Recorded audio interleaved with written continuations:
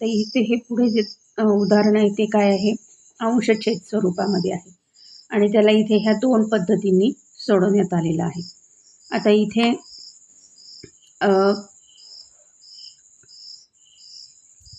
हे 3 जे आहेत ते 3 आपल्याला जसं आपण मगाशी बघितलं वरचं पहिलं उदाहरण, त्याच्यामध्ये आपण दोन्ही बाजूंना 5ने गुणलं आणि ते छेदातले 5 आपण त्यामुळे काढले. तसेच इथे 3ला पण इथे काय केलेलं आहे, दोन्ही बाजूला गुणलेलं आहे, त्यामुळे छेदातले 3 इथे गेलेले आहेत. मग आता इथे काय करतो आपण की ABCD हे जर शून्येतर संख्या असतील तर A/B = C/D.